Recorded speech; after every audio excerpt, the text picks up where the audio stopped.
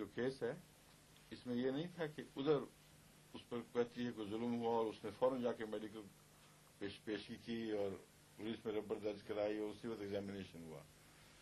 वो केस है कि पहले किसी वक्त वो वहां आया जाया करती थी होटल में, तो उसको वहां उसने बुलाया और फिर खामोश रही है। अब ऐसे केस को तो इस्लाम कबूल नहीं करेगा, क्योंकि अगर करेगा तो फिर उसको भी सजा मिलेगी, उस औरत को भी, क्योंकि ये ऐन मुमकिन है कि वो शामिल हो, शरीक हो। फिर अगर मर्द इनकार करता है तो मर्द बचेगा, औरत नहीं बचेगी। तो ऐसे कि वही चार गुहा वाली बात साबित हो। तो इसलिए कुरान करीम ने मासूमों की हिफाजत पर ज्यादा जोर दिया है, मुजरिमों के पकड़ने पर ऐसा जोर नहीं दिया जितने मासूमों की हिफाजत पर जोर दिया। मुजरिमों को पकड़ने पर इसलिए भी जोर नहीं दिया कि अल्लाह ताला के पास सबने पहुंचना है, उसके हाथ से निकल कोई नहीं सकता।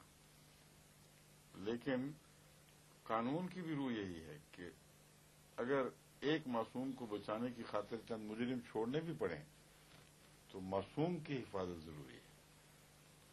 आजकल मगरबी दुनिया में दिन ब दिन मासूम के मुकाबले पर मुजरिम की हिफाजत हो रही है और नाम उसका मासूम की हिफाजत रखा जा रहा है कि शायद ये जो मुजरिम न हो।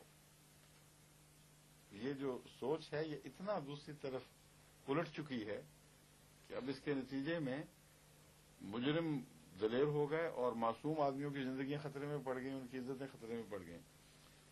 तो कानून तो दरअसल अल्लाह ही बेहतर बना सकता है, लेकिन ये इतना तो कर सकते हैं उसकी नकाली करें और उसकी रूह को पेश नजर रखकर कानून बनाने की कोशिश करें।